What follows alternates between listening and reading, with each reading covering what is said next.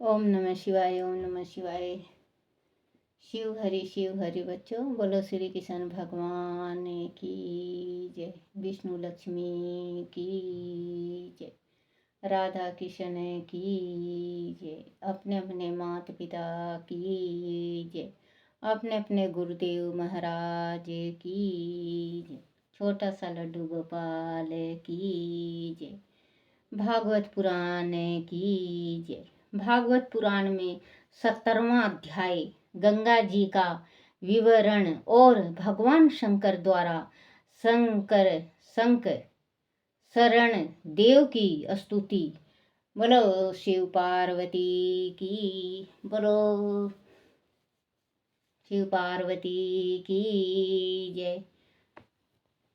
बोलो भागवत पुराण की जय। श्री सुखदेव जी ने कहा, राजन, जब राजा बलि की यज्ञशाला में भगवान विष्णु ने वामन अवतार लेकर राजा बलि से 3 पग भूमि मांगी और राजा बलि ने वह 3 पग भूमि दान में देने का संकल्प किया, तो भगवान विष्णु ने विराट रूप धारण कर भूमि को नापना आरंभ किया। उन्होंने पहले ही पग में त्रिलोकी को नाप लिया। उस समय अपना पैर उठाते समय उनके पैर के अंगूठे के नखून से ब्रह्मांड का ऊपरी आवरण फट गया। उससे एक लाल धारा नीचे ध्रुव लोक की ओर गिरने लगी। बच्चों, जिस टाइम में वामन का अवतार लिए विष्णु भगवान, थे विष्णु भगवान, तो इन्होंने बलि राजा से दान भिक्षा मांगने गए। बलि राजा ने भिक्षा देने के वास्ते जैसे ही हीरे मोती वो किए, बोले कि नहीं, मुझे हीरा मोती नहीं चाहिए, मुझे किसी चीज़ की, अन्न की नहीं, धन की नहीं, किसी चीज़ की ज़रूरत नहीं है। बोले फिर क्या चाहिए आपको? बोले मुझे 3 पग धरती। बोले 3 पग धरती में तो एक खाट भी नहीं बिछ सकती, तो आप क्या करोगे 3 पग धरती को लेके? बोले बस मुझे 3 ही पग चाहिए और ज़्यादा नहीं चाहिए।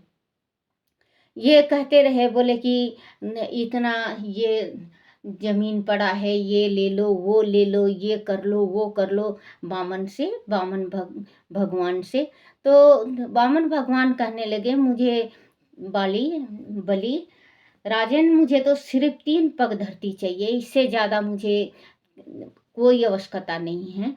तो बलि ने जब 3 पग धरती का देने का संकल्प किया, तो भगवान ने अपना जो पग बढ़ाया नापने के वास्ते। 3 पग मांगे थे, तो 1 पग में इन्होंने ब्रह्मांड, पूरा ऊपर का ब्रह्मांड वो कर लिया। तो ब्रह्मांड का नुकीला जो था, तो भगवान के जो अंगूठा का जो मांस था, उसमें चोट लग गई, तो वो उसमें से खून की धाराएं बह के ध्रुव लोक में गिरने लगी। 3 पग भूमि मांगी और राजा बलि ने वह 3 पग भूमि दान में देने का संकल्प किया, तो भगवान विष्णु ने विराट रूप धारण कर भूमि को नापना आरंभ किया। उन्होंने पहले ही पग में त्रिलोकी को नाप लिया। त्रिलोक को नाप लिए भगवान, त्रिलोक को नाप लिया। उस समय अपना पैर उठाते समय उनके पैर के अंगूठे के नखून से ब्रह्मांड का ऊपरी आवरण फट गया। जैसे लखून अपना, जैसे हम, आपका भी, हमारा भी थोड़ा लखून बड़ा हो जाता है, चलते चलते ठोकर लग जाता है तो खून निकलने लगता है। तो भगवान जिस टाइम नापने लगे, तो ब्रह्मांड के नकुले चीज से भगवान के अंगूठे में चोट लगा और आवरण फट गया। उससे एक लाल धारा नीचे ध्रुव लोक की ओर गिरने लगी। भक्त ध्रुव ने भगवान विष्णु के चरणों देख के रूप में इसे अपने शीश पर धारण किया। तब इस भगवत पदी कहा जाता है। कहा जाता है। धारा हजारों युग बीत जाने पर सप्त ऋषि मंडल में ऋषियों के शीर्ष भाग को पवित्र करती हुई चंद्र मंडल की ओर आई। वह अमृत की धारा से मिलकर वह पवित्र गंगा के रूप में जानी गई। वहां से यह भूमंडल की ओर गिरी और मेरु शिखर पर ब्रह्मपुरी में गिरने लगी। ब्रह्मा जी ने इसे अपने कमंडल में ले लिया। बाद में राजा भगीरथ की प्रार्थना पर ब्रह्मा जी ने गंगा को मुक्त कर दिया। उसके तेज प्रवाह को भगवान शंकर ने अपनी जटाओं में कैलाश पर्वत पर रोका। भगवान ने, जैसे कि ब्रह्मा जी ने जब ये धारा गंगा जी की, जब भगवान के जो नखून से लाल लहू गिरे, उस लहू से जाके पवित्र गंगा से मतलब वो हुई, गंगा बनी। गंगा जब जिस टाइम में ये ब्रह्मांड पे आई तो इन्होंने कमंडल पे रख दिया। जिस टाइम भगीरथ अपने पुरखों के वास्ते, देखो बच्चों, भगीरथ भी अपने पुरखा, उनके पुरखा को जितने भी मरे थे उनको गंगा जी जरूर चाहिए थी, क्योंकि गंगा जी गति करवाती है। गंगा जी जिस टाइम में भगीरथ गए गंगा जी, तो गंगा जी जिस टाइम में इन्हें विष्णु भगवान ब्रह्मा जी ने गंगा जी को छोड़ा तो बहुत वेग से निकली, क्योंकि गंगा जी कहने लगी अगर मैं आपके कमंडल से चलती हूँ तो मेरा वेग कोई बर्दाश्त नहीं कर सकता। तो वो वेग से गंगा जी आई तो कैलाश में आई, तो शंकर भगवान ने अपने जटाओं से बांध के एक धारा छोड़ा, तो फिर ये गंगा जी नीचे धरती पे मृत्यु लोक में आई। इसे अपने कमंडल में ले लिया। बाद में राजा भगीरथ की प्रार्थना पर ब्रह्मा जी ने गंगा को मुक्त कर दिया। उसके तेज प्रवाह को भगवान शंकर ने अपनी जटाओं में कैलाश पर्वत पर रोका। वहां पर जब भगवान ने उसे प्राणियों के उद्धार के लिए धरती पर छोड़ा तो उससे सीता, अलका, नंदा, चाक्षु और भद्रा नाम की 4 धाराएं हो गई। वह अलग अलग दिशाओं में बहने लगी। इसमें अलका नंदा भारत भूमि के हृदय स्थल को अपलवित करती हुई नंद नदियों के आदि स्वर समुद्र में जा मिली। इसी को भगीरथी, गंगा आदि नामों से पुकारा जाता है। इनमें सीता गंध मदन के शिखर पर से होती हुई पूर्व दिशा के खारे समुद्र में गिरती हैं। चैचू मलवान पर्वत के शिखर पर होती हुई पश्चिम समुद्र के खारे जल में गिरती हैं। भद्रा मेरु पर्वत के शिखर से उत्तर की ओर बहकर सिंगवान पर्वत शिखर से होती हुई उत्तरी समुद्र से गिरती हैं। अलकानंदा दक्षिण की ओर अनेकों गिरी शिखरों को लांघती हुई हेमकूट पर्वत पर पहुंचती है। वहां से अत्यंत तीव्र गति से हिमालय के शिखरों को चीरती हुई भारतवर्ष में आती है और दक्षिण की ओर समुद्र में मिल जाती है। राजन, इस गंगा के निर्मल और पावन जल में स्नान करने से अश्वमेघ और राजसूय आदि यज्ञों का फल मिलता है। बच्चों, जो गंगा जी में स्नान कर लेता है, जैसे गंगा जी में ऐसे स्नान हम करते हैं, कुंभ के मेले में किया जाता है, उसका फल 100 गुना होता है। जैसे मावस को किया जाए तो 100 गुना फल मिलता है, पूर्णमासी को किया जाए तो 100 गुना फल मिलता है, एकादशी को किया जाए तो 100 गुना फल मिलता है। और सूर्य चंद्रमा, जिस टाइम सूर्य वो होता है उस टाइम किया जाए, ग्रहण लगता है, सूर्य ग्रहण, चंद्रमा ग्रहण, उस टाइम अगर हम गंगा नहाएं या कुल क्षेत्र नहाएं, वो 100 से भी लाख गुना फल मिलता है। क्योंकि जिस टाइम में ग्रहण लगता है उसी वक्त नहा के और हम दान करें तो हमारा दान 100 गुना फलित होता है। तो गंगा नहाने से, और जैसे अब गया बच्चों ये कार्तिक, कार्तिक में अगर पूरा कार्तिक आप 1 महीना नहा लो सुबह सुबह, तो बच्चों 7 पीढ़ी समेत हम तर जाएंगे। राजसूय आदि यज्ञों का फल मिलता है। यह संपूर्ण पापों का हरण करने वाली हैं। भारतवर्ष को कर्म भूमि माना जाता है। शेष 8 वर्ष स्वर्गवासी पुरुषों के स्वर्ग भोग से बचे हुए पुण्य को भोगने के स्थान हैं। इसीलिए उन्हें भूलोक का स्वर्ग कहा जाता है। वह के देव तुल्य मनुष्य की मानवीय गणना के अनुसार 10,000 वर्ष की आयु होती है। उनमें 10,000 हाथियों का बल होता है और ब्रज समान शरीर में यौवन छलकता रहता है। वह हर समय त्रेता युग जैसा समय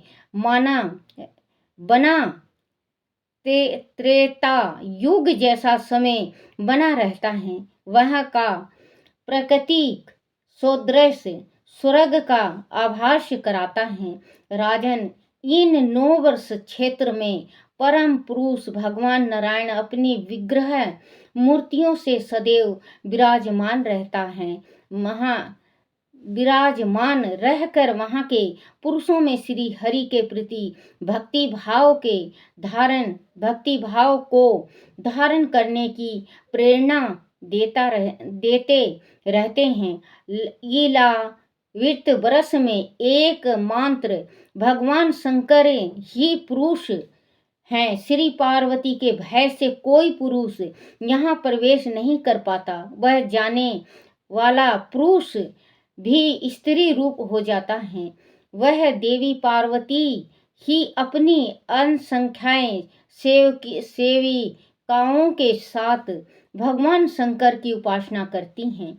भगवान शंकर का कहना है कि ओम अक्षर में सभी गुणों की अभिव्यक्त होती हैं। हम सभी उन्हें नमस्कार करते हैं।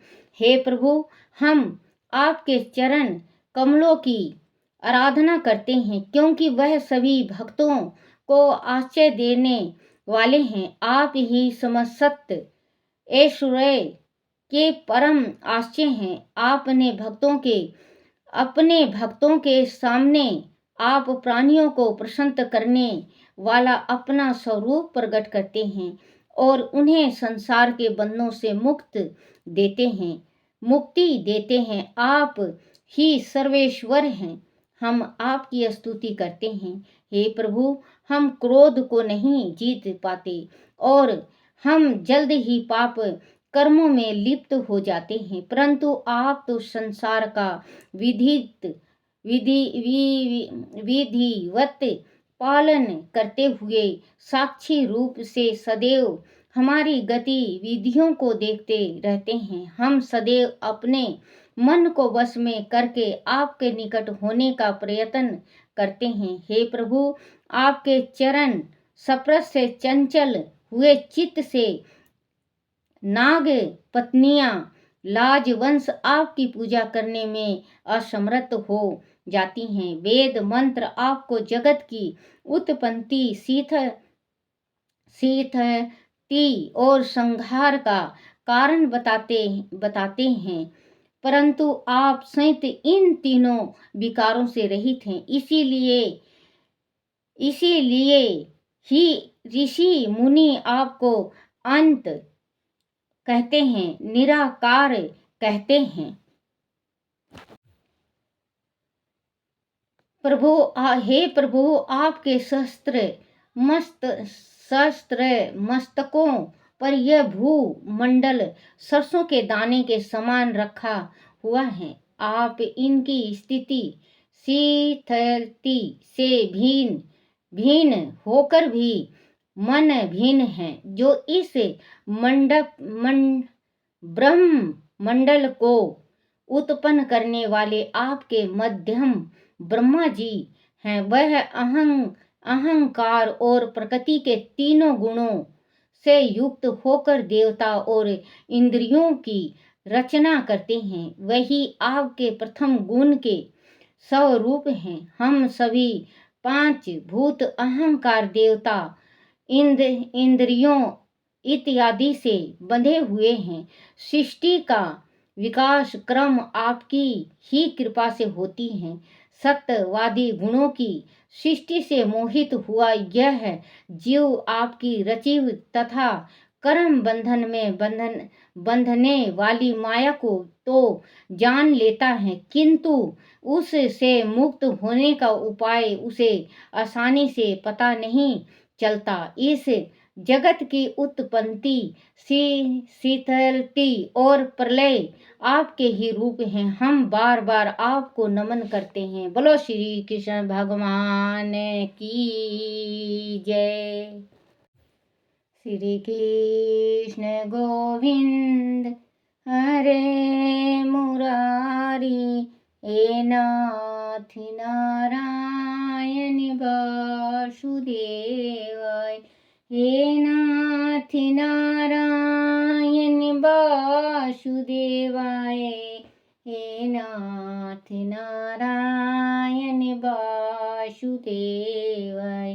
श्री कृष्ण गोविंद हरे मुरारी, हे नाथ नारायण वासुदेवाय, हे नाथ नारायण वासुदेवाय, हे नाथ नारायण वासुदेवाय। श्री कृष्ण गोविंद हरे मुरारी, हे नाथ नारायण वासुदेवाय। बोलो श्री कृष्ण भगवान की जय। छोटा अच्छा लड्डू गोपाल की जय। अपने अपने गुरुदेव महाराज की जय।